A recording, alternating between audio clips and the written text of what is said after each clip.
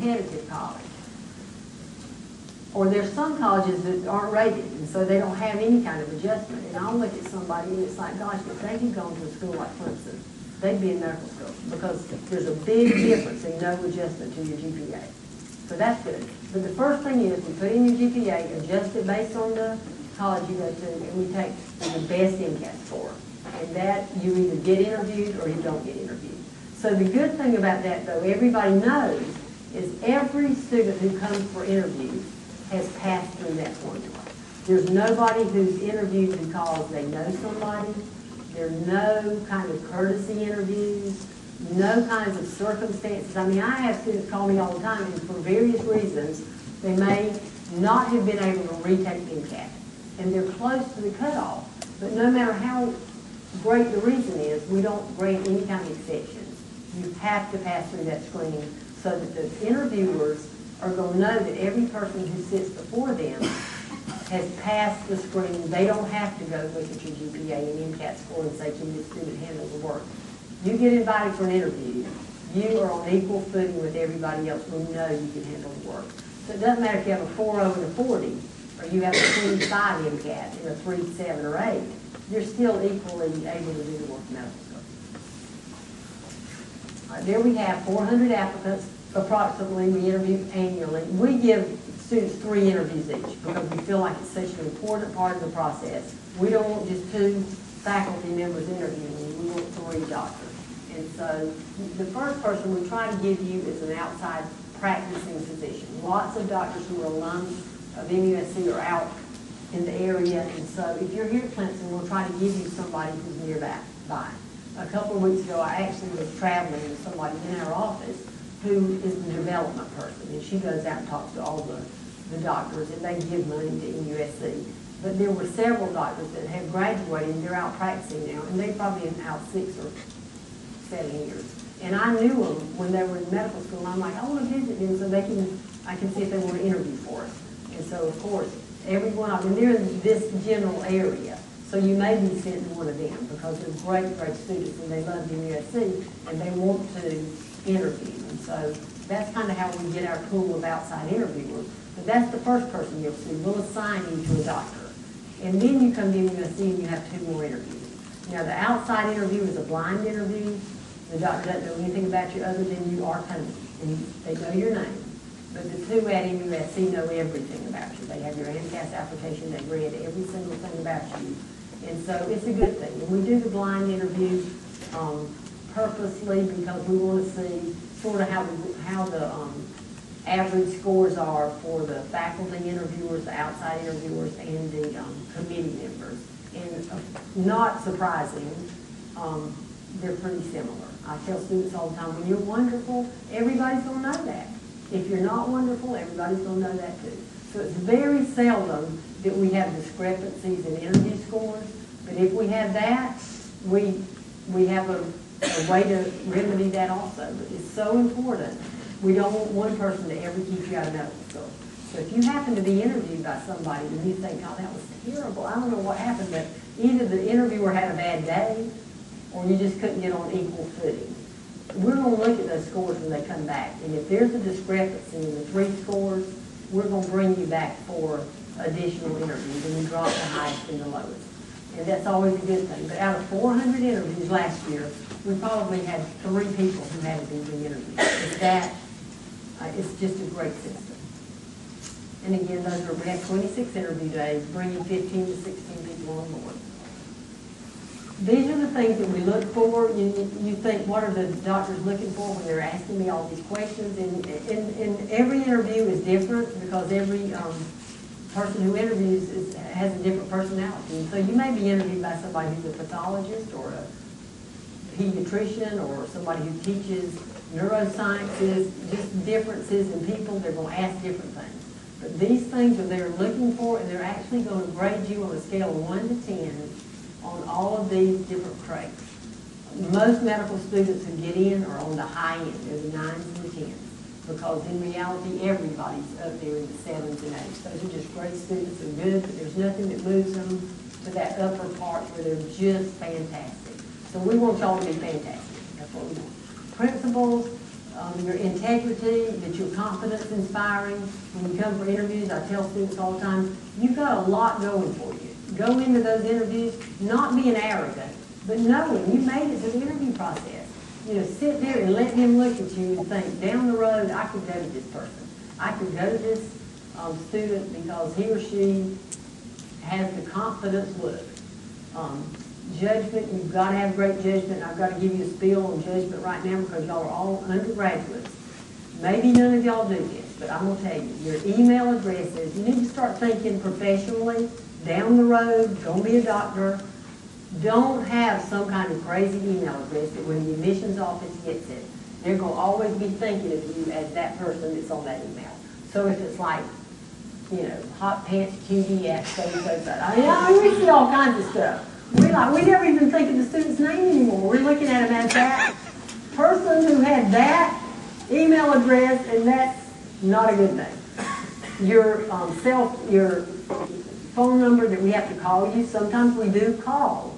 And it is terrible if we get one of these messages where it's just all this crazy rap music, and you can tell a party's going on, and you got to listen through about a minute before somebody finally says, so, leave your message, we'll get back to you later. I mean, I literally, I don't even know what to say to that. I have to hang up and think, I'll just send an email, because that is judgment. You don't want that. You know, so just think, okay, I'm changing my voice message, and I'm getting some kind of normal email address, because it matters when you're applying to medical school. Absolutely matters. I was talking to somebody who actually came in to talk to me about going to medical school. He's got his PhD, and he works at MUSC, and he actually works for Dr. Spinelli, who's one of our great doctors, and he's a taskmaster. But this student's worked for him for 7 years, and he actually screens applicants for different things. And we were talking about things, and he said, before I even told him that, he said, well, you know, I screen all these job applications. And he said, I see all kinds of email addresses. He said, when I see an email address, and he gave me some crazy ones too, he said, I just put that application to the side. I don't even look beyond that.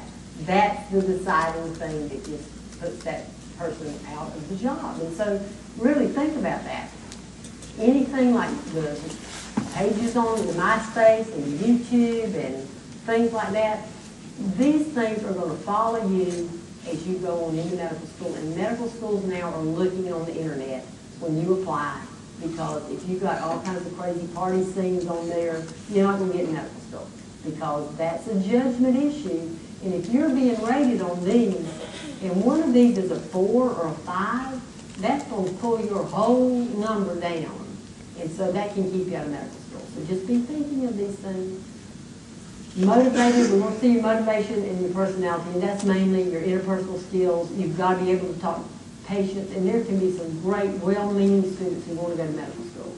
But if they are so shy that they cannot get a word out, they're not going to get in medical school. It's terrible. I mean, I've been on the other side of an interview like that when I'm trying to ask questions, and oh my gosh, in 10 minutes I'm thinking to myself, I don't have another question to ask this student. I don't even know what to say. So you want to, when you're asked a question, just in conversation, do try to talk to the doctor who is asking you that question. Don't be overboard and never let the interviewer ask you a question, though. So you want to be in the middle of that curve. You don't want to be somebody who never talks, but you also don't want to be somebody who talks all the time, because that happens once in a while. And then the other fourth part is your accomplishments. Letters of recommendation, very important. Get people who really know you to write good letters, because there's going to be a number assigned to that. If it's just a good letter, you'll get a 7. If it's really outstanding, you'll get a 9 or a 10. Leadership, things that you've done in school, college here. If you haven't had much leadership yet, go out there and really find something to do that's going to show some leadership. Volunteering, just giving to the community. You want to do as much of that as you can, in shadowing and clinical exposure to medicine. Have to have that. If you've got everything else, but you don't have that, you won't get medical school. You'll have to wait out a year and either work in the health field or do something that shows the community that you really are committed to going to medical school, because we don't want to accept somebody and a month later the student comes and say, I don't want to do this. This is just not what I thought it was like. And then, I'm going to go to the next thing first and come back. This is the final ranking formula, and like Dr. Underwood says, who's our chairman, it is a numbers game. This is what goes into the numbers. Your adjusted GPA, your best MCAT score, the average of those traits, and the average of all your accomplishments, and that gives us your final index ranking. Now, the only thing that can even alter that, and I'll go back, is added value. Because this is what our school is looking for. We're looking for students who aren't just, they don't all act the same, think the same, come from the same place. You want people who are very diverse, because that's what makes you great. You have a lot of great ideas because people are coming from different places. And so these are some of the things that can get you added value, which is like we call bonus points. Any kind of cultural experiences that are different from what a lot of students have. The diversity piece, the underrepresented in medicine, any kind of significant research experience, but that's typically not just, I'm in Clemson and I did a little bit of research. This is usually people who have graduate degrees. They've had to do the research to go along with graduate degrees. Overcoming any kind of adversity, significant artistic or athletic achievement. That's, if you play varsity sports, any kind of sports like that, for 4 years, you're going to be able to get added value for that. That also is any kind of artistic. If you play an instrument and you practice a lot, or if you're in the symphony or something like that, you're going to get added value for that because it takes a lot to do that and do well in your study. And then significant improvement grades. If you did poorly 1 year and you've brought your grades up, they can give you added value for that. And then these are people who work for a couple of years, extended post-bac career experiences, you can get added value for that.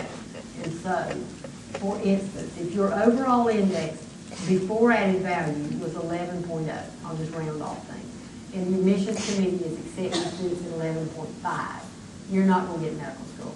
And there are probably between 11.0 and 11.5, there may be 70 students, because that's just how closely you're linked on this list. But if you had a graduate degree, for instance, and the admissions committee said, let's give the student 0.5, they're in medical school. If somebody worked for 2 years and got, it depends, they may get 0.25, or, you can get several things for added value. You can get medical school. So when students come to me and say, okay, I'm trying to find out why I didn't get medical school, because we are very open. We tell students, if you don't get medical school, come see us and we'll let you know why. It's never just, oh, I had a GPA that was a 3.6 and I have an MCAT that's 30 and I didn't get medical school. I have a friend who had a GPA at 3.5 and a 27 MCAT. It's not just about grades because it's all this other stuff. So this was our class last year, 155, 130 in-state, 25 out-of-state. We actually took 30 out-of-state, but 5 of those students had been working in South Carolina, so by the time school started, they had become in-state residents. The average GPA for MSC is 3.6, the average MCAT's at 29. These are ranges of GPAs and ranges of MCATs. But anything on the low side, like a 2.97 GPA, that student had a graduate degree with a much higher GPA. The MCAT range, 21 is our cutoff.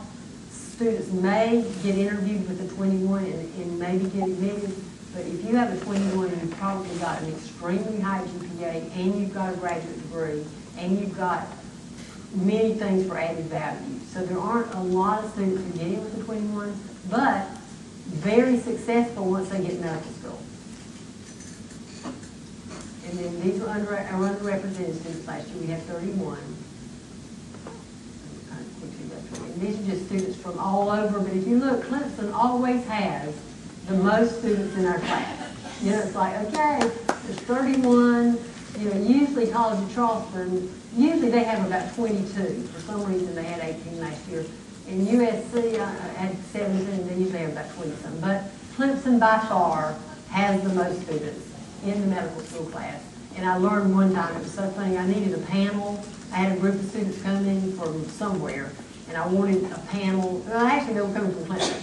And so I just didn't have time to hand-pick students. I'm like, okay, I'm just going to send out a blanket email saying, so-and-so's coming. I think Dr. Red White was coming and bring a group of students. And I just said, he's coming, and I just need some students to serve on the panel. I'm not kidding. It's a wonder my email didn't suddenly just stop. Because within like 5 minutes, I had about 50 students saying, I'll do it, I'll do it, I'll do it. So I had to finally say, thank you so much, I'll take you next time.